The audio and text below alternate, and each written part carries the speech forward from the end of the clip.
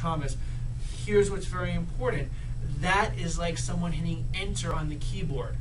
It's like typing a sentence. This is what's going on in my life right now, and then enter. And we'll just store that. And it becomes a magnetic tape of the memory of your body. And your posture becomes your armor to the world of what's happened to you. Your biography becomes your biology. The things of how you hold your body tell a story of what's happened to you and how people receive you and what you'll attract in your life. Until your body doesn't hold itself that way anymore. Different types of stresses. When a person's body does this kind of forward stress, okay, this thing, that's flexion of the spinal cord, that tends to be more fear, more fight or flight, more adrenaline. It could be fear, could be the anger, but those kinds of emotions. It can be, you know, just so angry that you need to punch someone. Like think of a person going into that kind of part of their body, that kind of position in their body. When there's twisting and turning and their spinal cord turns, like scoliotic type curvatures or side bending, this is, think of the person doing this. Their body's turning inwards. There's been an emotional event that's happened to them that they've personalized. And it translates their whole body. When we check their leg lengths, when their heels turned in, it's like their whole body's turned inwards from some event. And it just, you know, I'm saying that like showing you my body, but it could be a few millimeters of a segment of the person's spine and their spinal cord twisting, okay? But over the years, those few millimeters, you'll see people 40 years later and they're like this, because those just accumulate. But nothing's ever happened to them.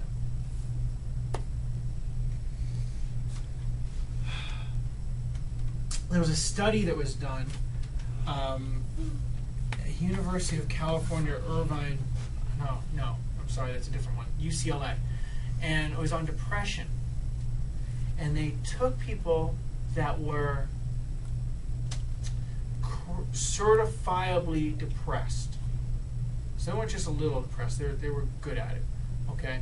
So they're certified depressed, and not to make fun of anybody or anything, but so what they wanted to do is take 3 different scenarios and have one group have a placebo, one group have a particular antidepressant, and another group stand in front of a mirror with their head back and their head back, their shoulders back, their chest out, and they were instructed to smile in front of the mirror and breathe deeply for 20 minutes per day. They had to come and report and do this with their body. That group that did that for 20 minutes a day, I don't know if it was a month or 3 months, I'm not sure, but that group had greater changes than the antidepressant and the placebo, because they were doing something different with their body and their breath and their movements. And when we're taking care of you, we're helping your body better be able to do something different with your body, breath, and movement innately without you having to stand and think about it, but your nervous system to be able to do that, so when events happen to you, don't store them. Otherwise, what happens is it's like there's mud on the windshield of your car, and you can't see the road, and then it's cleared off, and it's like, oh, I can see, like life is happening like it is supposed to now. I read this story. It's called Arthur's Story. It's from the 12 Stages of Healing. Everybody in care, I highly suggest you read this book. If you're in basic care, you should read stage 1 and 2 and into 3. If you're in intermediate care, you should read stages 3 to 8. And also, we highly recommend everybody do SRI 1 session a month with Stephanie, because the exercises that she teaches you helps you learn the rhythms of your body and pay attention during the course of your sessions, and you can do the exercises on your own. Arthur's Story is in the stage 3. Arthur came to my office one night with his body bent over to one side. He was in great pain, his fists were clenched, and he needed a cane for support. He had difficulty getting around, and sitting was impossible. Arthur was a captain of an excursion boat. As he was bending over to make a repair, he felt a snap in his back and then experienced extreme pain. He had consulted an orthopedic physician who treated his pain, but it had not gone away. Arthur's family convinced him they needed healing rather than curing. Although very skeptical, Arthur came to me, Dr. Donald Epstein, author of 12 Stages of Healing. I began by telling him that I understood he was in a lot of pain, but I could do nothing for it, nor would I attempt to. I told him that if he would like his nervous system to function more effectively, I could assist him by adjusting his spine. I added that I did not know whether the adjustment would increase or decrease his pain, nor could I assure him that he wouldn't feel additional pain in areas he didn't know about yet.